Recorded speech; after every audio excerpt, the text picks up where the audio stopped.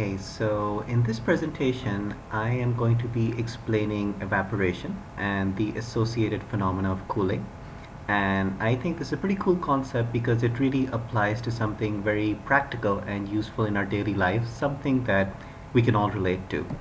So this is kind of our first association and understanding of evaporation. It's a hot, sweaty day. You've just come back from playing football or tennis or whatever, and you're sweating. And we've all come to understand it's a natural body process. Your body produces water, and it helps you cool down. But we don't all really understand why it cools us down and why that's so good. So I'd like to kind of explain how the whole process occurs. So before I can explain to you what is evaporation, why does it produce cooling, let's try to understand the nature of a liquid. As you probably know, a liquid is one of the three states of matter along with solids and gases. And liquids are different because the molecules are not as tightly packed as a solid, but they don't have complete independence like a gas either. They're somewhere in between. Liquids have a fixed volume, they take the shape of a container, but the molecules are always moving around. They're never still in one place. They keep changing their partners, they keep changing their neighbors. And because they're just constantly moving around like this, the liquid has flexibility. Now, one of the properties of a liquid is its temperature, which is something we can measure easily. But the physical quantity in the liquid that really represents its temperature is the average speed of the molecules. All these molecules of liquid are moving around constantly in random motion, but they move around at very different speeds. They cover a whole range of speeds. The temperature connects with the average speed there. So if I take one container and I say, this is hot liquid, it feels hot, and another container, this is cold liquid, it feels cold, the difference between the two is that in the cold liquid, the average speed of the molecules is less than that in the hot liquid. So there's a whole range of speeds of molecules in both liquids, but in the cold one, on average, they are less. Now let's understand what's happening in evaporation. So yes, all these molecules, chaotic motion, they're all moving around, but some of these molecules manage to escape, and the ones that escape are the ones on the surface. So on the surface, you have these molecules moving around randomly. Some of them have enough energy to escape from the rest of the body of the liquid. Now, all the ones that escape from the body of the liquid are not so lucky. Some of them just can't get so far. They come back into the liquid. They bump into air molecules right above them.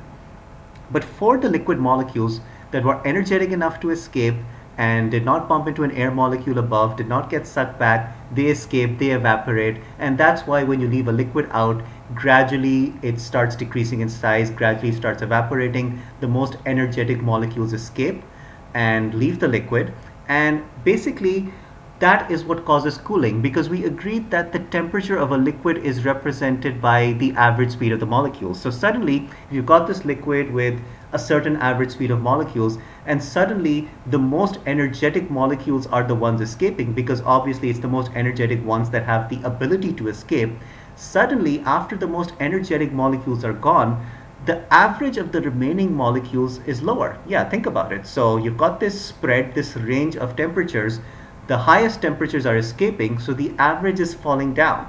And since that average temperature, that average speed of molecules represents the temperature of the liquid, suddenly the temperature of the liquid is falling. So because evaporation causes the most energetic molecules to escape, it means that the less energetic molecules are left behind, and the temperature of the liquid is going down. Now let's think about some cool ways in which we can speed up evaporation now that we understand how it works. Now, one of the ways in which you can speed up the evaporation of any liquid is just by heating it. When you heat a liquid, the temperature goes up because the average speed of the molecules goes up. When the average speed of the molecules goes up, a lot more molecules have enough energy to escape.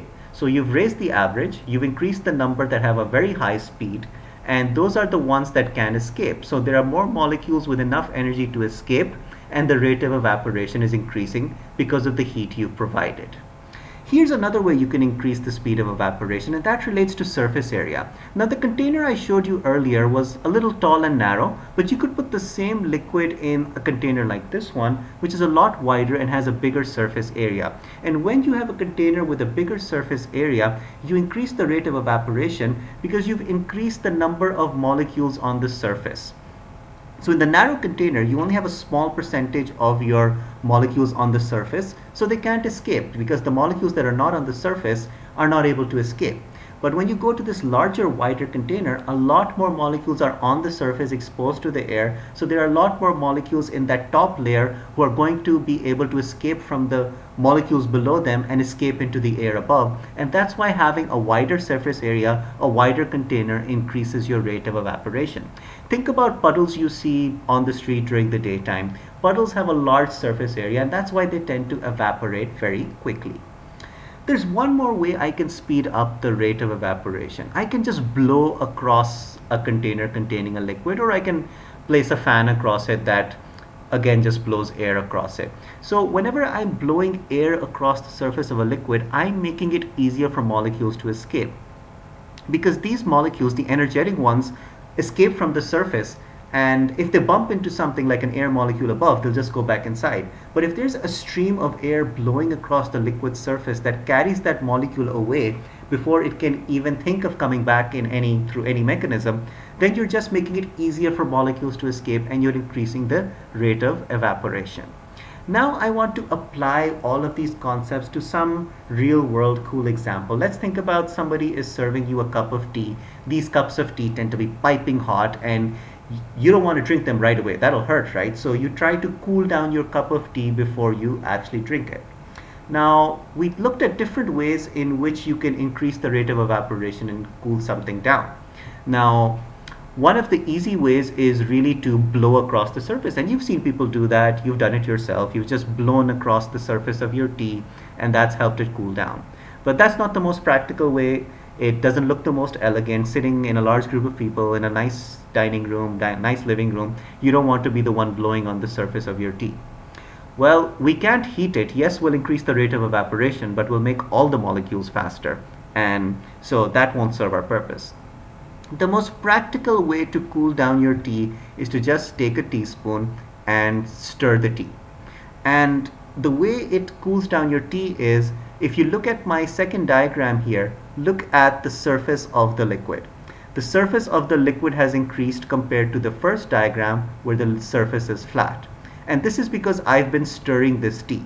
So by stirring the tea, I actually increase the surface area because part of the liquid rises along the sides, and in the center it gets depressed, so that there's just a much bigger surface area of tea exposed to the air.